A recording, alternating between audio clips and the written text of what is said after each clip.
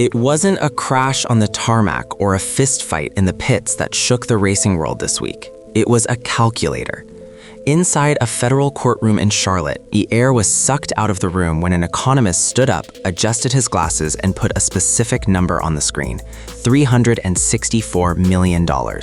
That isn't a guess. It isn't a media estimate. That is the exact dollar amount that Michael Jordan's 23XI Racing and Bob Jenkins' Front Row Motorsports claim they have been robbed of by a system designed to keep them poor. For decades, the finances of NASCAR have been a black box, sealed tight by the France family.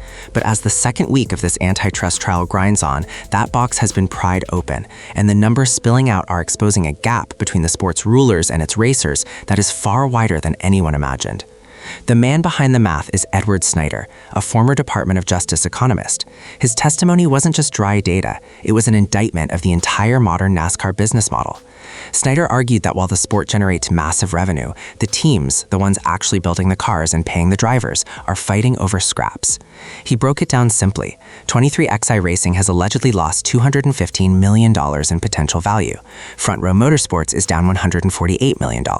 These aren't just operating losses. They represent the massive devaluation of their franchises because of how NASCAR restricts competition.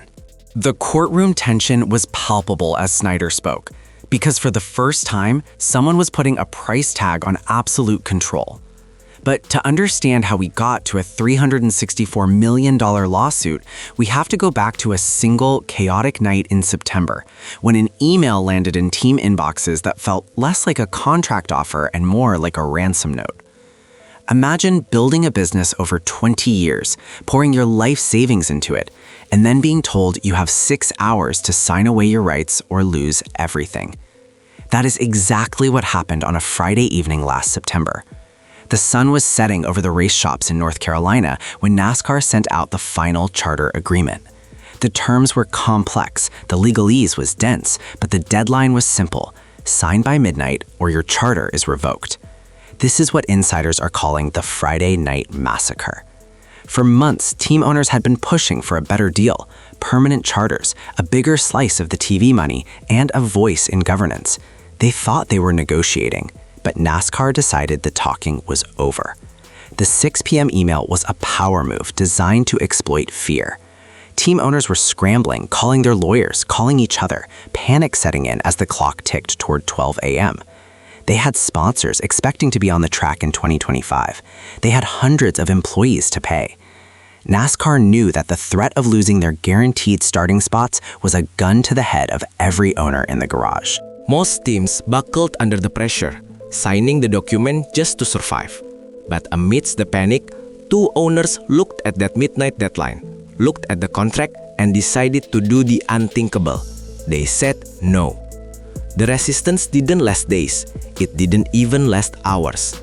According to court testimony, the collective bargaining power of the most powerful teams in motorsports evaporated in exactly 14 minutes. Jonathan Marshall, who runs the Race Team Alliance, the group specifically formed to unite the owners, testified about the moment he realized the war was lost before it even began. The Race Team Alliance was supposed to be the shield. If everyone stood together, NASCAR couldn't ban everyone. But the big three, Rick Hendrick, Joe Gibbs, and Roger Penske, operate in a different reality. These aren't just race teams, they are massive B2B corporations with deep ties to car manufacturers. Marshall testified that just minutes after the final offer went out, he received word that the Giants were signing. Once the titans of the sport capitulated, the leverage for the smaller teams vanished instantly.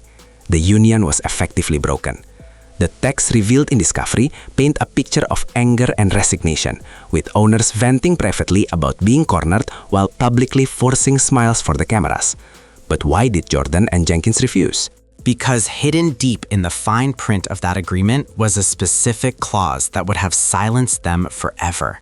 A clause that demanded they sign away their right to sue, no matter what NASCAR did next. In the NFL or the NBA, if you buy a team, you own a franchise. It is an asset. It appreciates in value. You can pass it down to your children. In NASCAR, you don't own a franchise. You are essentially renting a parking spot from a landlord who can change the locks whenever they feel like it. This distinction is the beating heart of the lawsuit. The charter system was sold to teams in 2016 as a way to build value, but the trial has exposed the fragility of that promise. Unlike a permanent franchise, these charters are temporary agreements. The testimony highlighted a terrifying reality for owners. NASCAR retains the right to revoke charters or even abolish the system entirely at the end of a term. Snyder, the economist, pointed out that this lack of permanence makes it impossible for teams to build real equity. They are investing millions into high-tech facilities and branding, but the foundation they are building on is made of sand. If NASCAR decides tomorrow that the charter system is over, that value hits zero. It's a system designed to keep teams dependent. But the monopoly allegations go deeper than just contracts. The plaintiffs argue that NASCAR has physically and legally walled off the entire sport, ensuring that even if a team wanted to leave, there is literally nowhere else to go. If the New England Patriots don't like the NFL's rules, they can't really go play anywhere else. But in racing, theoretically, you should be able to take your cars and race on a different track. The lawsuit claims NASCAR has systematically ensured that option doesn't exist. This isn't just about owning the ball, it's about owning the stadium, the parking lot, and the road leading to it. The France family, combined with Speedway Motorsports, controls over 90% of the tracks on the Cup Series schedule. But control wasn't enough. The court heard details about exclusive agreements that NASCAR forces racetracks to sign. These contracts allegedly forbid tracks that host NASCAR events from hosting any competing premier stock car series. It's a firewall. Even if 23XI and Front Row wanted to start their own league, they would have no asphalt to race on. Snyder testified that this was a deliberate strategy to kill any potential rival series before it could be born. They didn't just beat the competition, they zoned them out of existence. And it's not just the tracks. The control extends into the machines themselves. The next-gen car was supposed to save money, but the lawsuit argues it was actually the final nail in the coffin of team independence. There used to be a time when a crew chief could massage a fender or tweak a suspension arm to find a tenth of a second. That era is dead. Today, NASCAR teams are arguably no longer constructors, they are assemblers. And according to the lawsuit, this shift to the next-gen car was a calculated move to strip teams of their intellectual property. NASCAR owns the IP for the next-gen car. Teams are forced to buy parts from single-source suppliers chosen by NASCAR. They cannot modify them, they cannot develop their own alternatives. This does two things. It caps performance, ostensibly for parity, but it also means teams no longer own the technology they race with. They are simply operating equipment licensed by the sanctioning body. The plaintiffs argue this turns teams into glorified contractors, bearing all the expense of operation while NASCAR retains all the control over the product. You pay for the car, you pay the driver, you pay the mechanics, but NASCAR owns the design, the rules, and the profit margin. NASCAR claims this control is necessary to keep the sport fair and financially viable.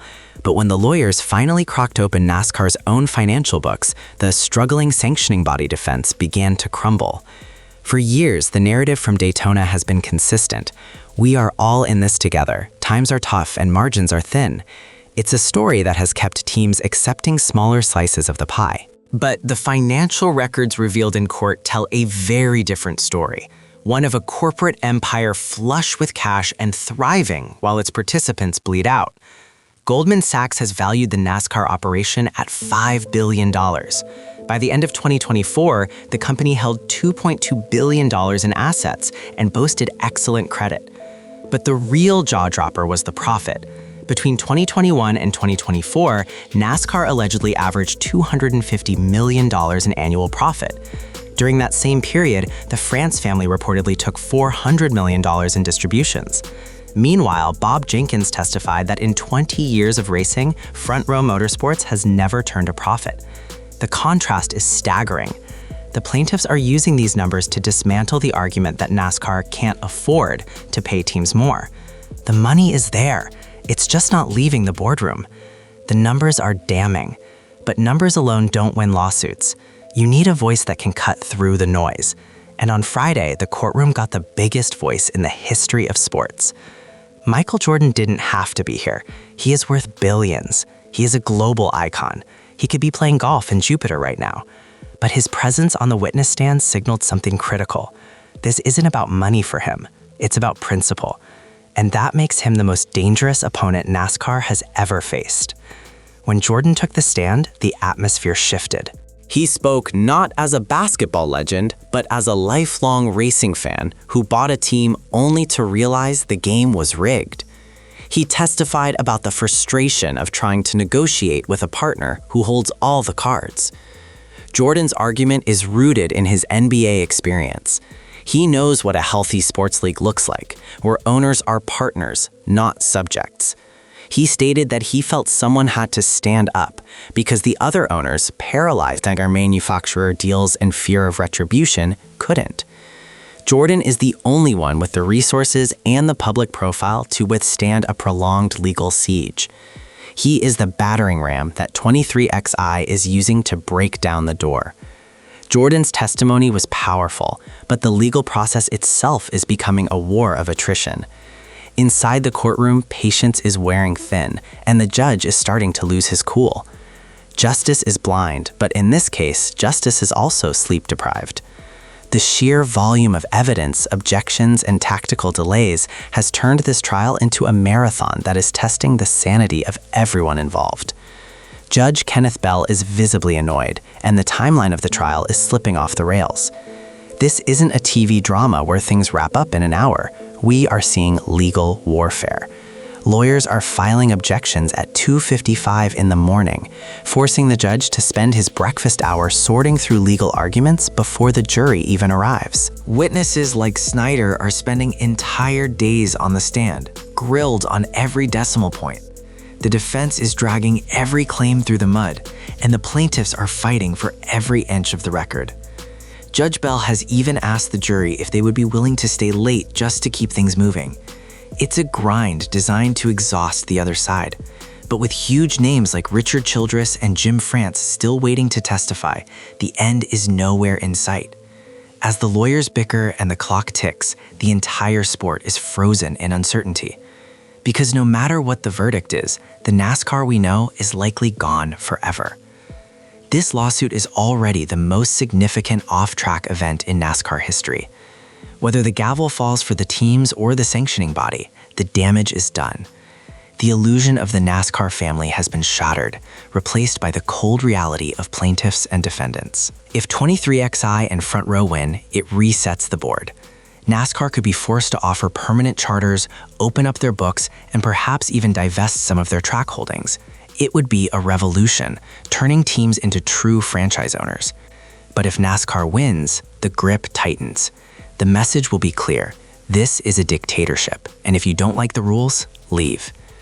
The teams that signed the agreement are watching silently from the sidelines, knowing that Jordan and Jenkins are fighting their war for them. The verdict will determine if racing remains a family business run by the Frances, or if it finally evolves into a major league sport. The cars will still run next Sunday, the engines will still roar, but behind the scenes, the handshake deals are over. The sport has entered the courtroom, and the only certainty left is that the price of racing just went up.